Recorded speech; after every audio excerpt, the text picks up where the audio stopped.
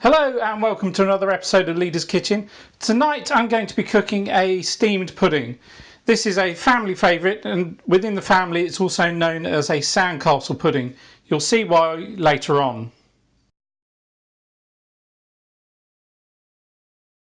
As with most cakes, there's four main ingredients: eggs, fat, flour and sugar. But they go in ratios.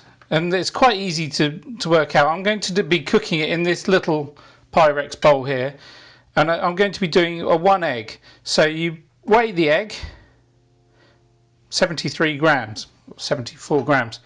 So, and from that, what we do is we make all the rest of the ingredients the same weight.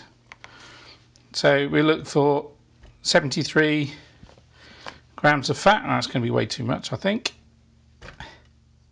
Oh no. Come on. Get in there, getting close.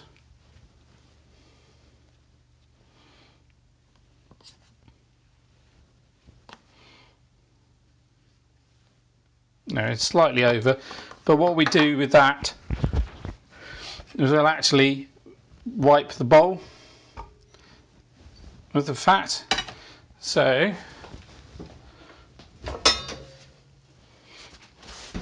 with a little bit of kitchen towel, just dab it on the fat and what's left in there, and rub that into the bowl, as you do with most cakes when you make cakes. Next we're going to put some flour in, so we're going to try and weigh out some flour. I think there's a spoon in here. Well, perhaps not. Let me get a spoon. So again, we want 73 grams of flour roughly.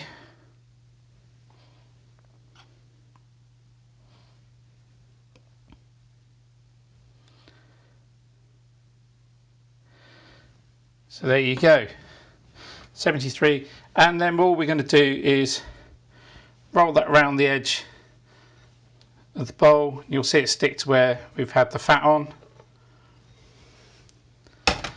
And then same again of sugar.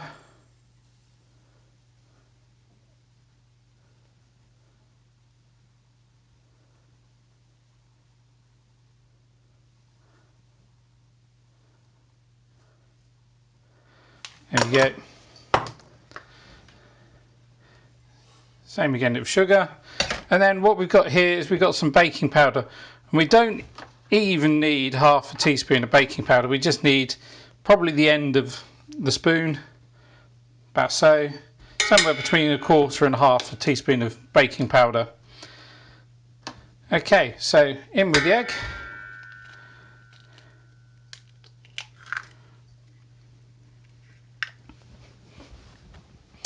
If you can hear a little bell rattling around in the background, it's the cat keeps walking backwards and forwards through the kitchen at the moment. She wonders what's going on. So in with the beater, and what we're going to do is slowly start this up so it doesn't go everywhere.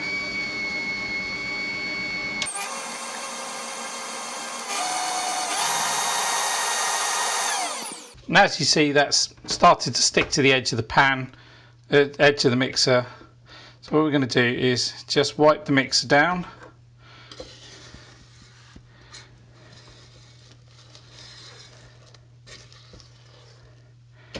Scrape everything up. And by the feel of it, it needs a little bit more liquid. Just a splash of milk. That's all it's going to need, I think.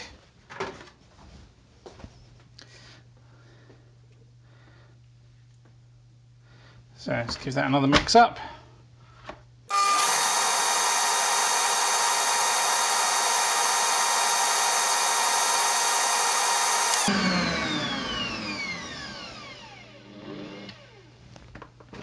There we go. That's it mixed. So you tell when it's mixed when you can't see any bits of the cooking fat at all. It's fully mixed through.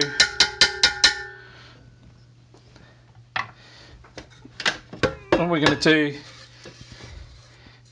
is make sure everything's mixed through and then pop into the bowl. Obviously you can do this with more eggs, so 2 eggs would need obviously a bigger bowl than this to actually cook in. Just an ordinary pudding basin would work for a 2-egg mix. And again, you just do the same method, weigh your eggs and then make your batter, your cooking mix, using the weight of the eggs.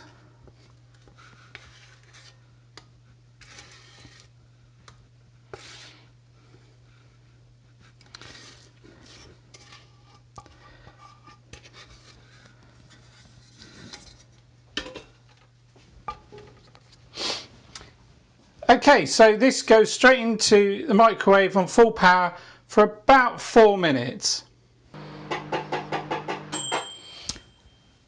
There we go, just dinged. What I'm going to do is I'm going to just test it with a knife. All I'm going to do is dop it in.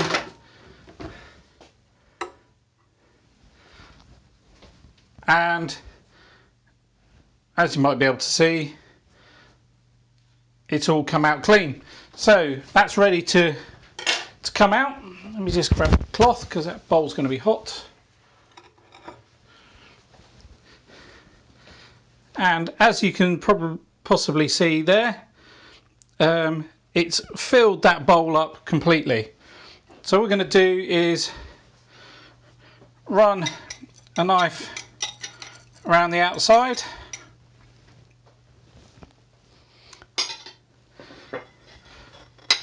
Pop a plate on top, turn it over. Now here's the tricky bit. I've got to lift the bowl off without the cake coming off the plate. When it's very hot, there we go. And that's one sandcastle pudding. And as you can possibly see, that looks like an old-fashioned sandcastle. So traditionally we eat this with a spoonful of golden syrup. You could eat it with jam, you could eat it as is. It's just a plain cake. But I prefer the golden syrup.